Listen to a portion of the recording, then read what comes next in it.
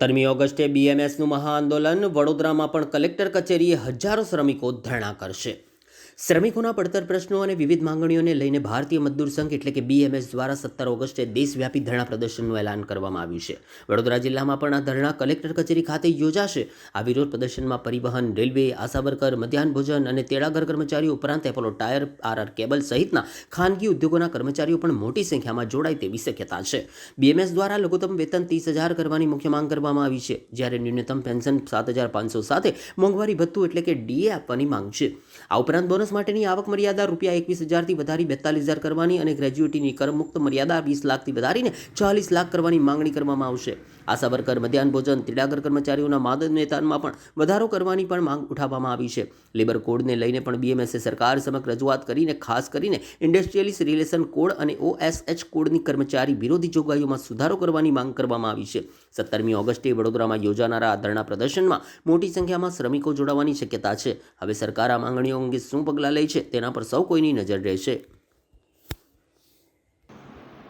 ભારત દેશના સૌથી મોટા શ્રમિક સંગઠન ભારતીય મજદૂર સંઘ દ્વારા ભારત દેશના તમામ જિલ્લાઓની અંદર તારીખ 17/8/2026ના રોજ પડતર પ્રશ્નોને લઈ અને વિશાળ ધરણા પ્રદર્શન કરવાનું છે, જેમાં વડોદરા જિલ્લામાં કલેક્ટર કચેરી ખાતે હજારોની સંખ્યામાં પરિવહન, રેલવે, આશા વર્કર, મધ્યાહન ભોજન, તેડંગલા અને ખાનગી ઉદ્યોગોની વાત કરું તો મોટા મોટા અપોલો ટાયર, આરઆર કેબલ એવા તમામ મોટા ખાનગી ઉદ્યોગોની અંદર મોટી સંખ્યાની અંદર ત્યાં આગળ કર્મચારીઓ ઉપસ્થિત થવાના છે।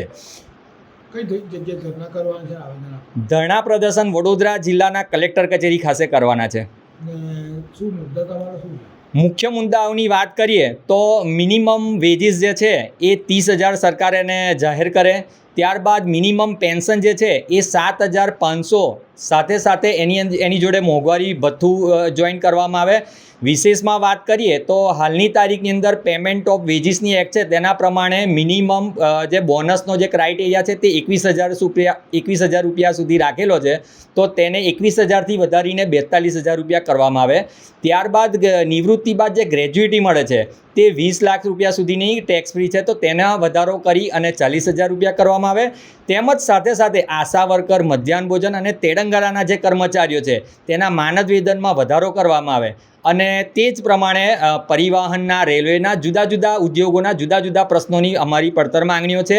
અને મુખ્ય વિશેષ માંગોની અંદર એ છે કે સરકારશ્રી દ્વારા આજ રોજ જે ચાર લેબર કોડ જે જાહેર કરવામાં આવ્યા છે તેમાં ભારતીય મજદૂર સંઘ જે છે એ 2 કોડનું સ્વાગત કરે છે, પરંતુ 2 જે કોડ છે IR code, industrial relationship code, અને ત્યારબાદ OSH, occupation safety and health code જે છે તેની અંદર જે સેક્શનો છે એ ઘણા સેક્શન જે છે એ કર્મચારી વિરુદ્ધ છે, તો તેમાં સુધારો કરવામાં આવે તેવી અમારી મુખ્ય માંગણી છે।